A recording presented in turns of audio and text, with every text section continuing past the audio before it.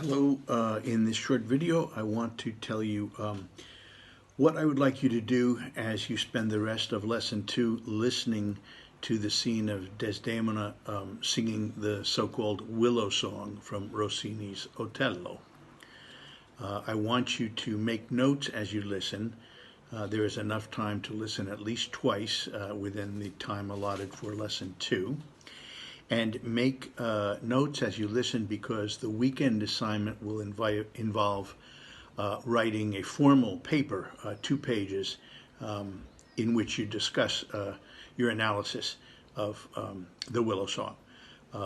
So as you listen, make notes. I've given you a text below that you should print out.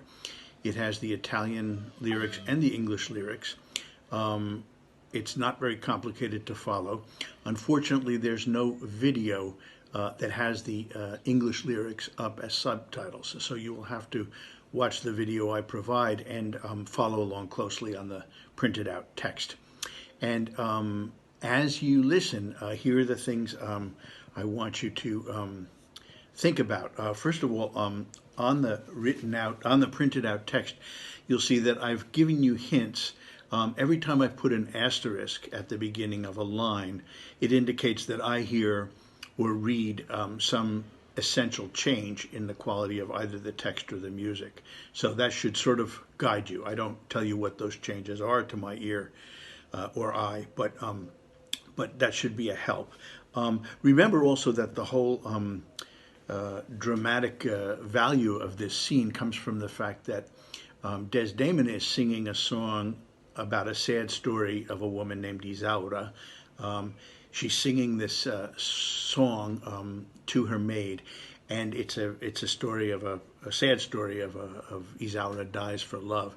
But the important thing is that it all foreshadows Desdemona's own death. We're at the end of the opera, and Desdemona knows that Otello is going to kill her. And in fact, shortly after this Willow song, Desdemona is alone in her bedchamber, and Otello, who's enraged with jealousy, comes in and in fact kills her. So that's where a lot of the pathos of the scene comes from and its dramatic value. And here are the things I'd like you to make notes on as you listen. And again, you should listen at least twice now during the time allotted for lesson 2.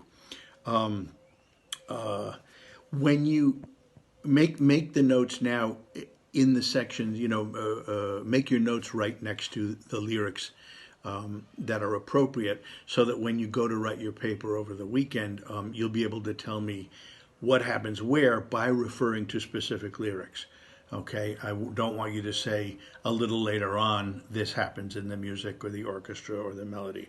I want you to say at the words dolce, for example, sweet, Desdemona does blah blah blah with her singing.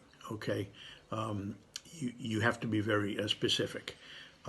Here are the things to listen to, many of which we've talked about before. But the first is think to your what you've learned this week about the style of bel canto singing. Where in the Willow song does Desdemona really exemplify the essence of the bel canto style? You should address that question. Secondly, which sections of this long scene, which sections are song-like, that is to say, aria-like, which sections are recitative secco, dry recitative, and which sections are recitative that's accompanied, accompagnato. What instruments in the orchestra are used? Where are they used? Are they used solo or together? And why are they used?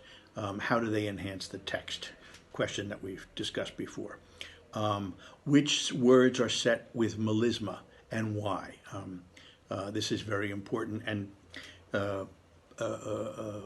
corollary to this question is where is there word painting? Where do melismas work to enhance the meaning of single words, or actually paint with a musical image, so to speak, the meaning of the word? Where does the melody leap around as opposed to moving by stepwise motion? We've talked about this before. And how does that choice on the composer's part enhance the dramatic nature of the text at any given point?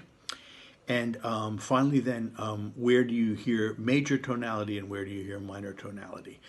If you're not comfortable addressing that, I understand, but I think you can. where does the tonality change from major to minor or minor to major, and of course why. Okay, as always, if you have any questions, be sure to write me an email. Thank you.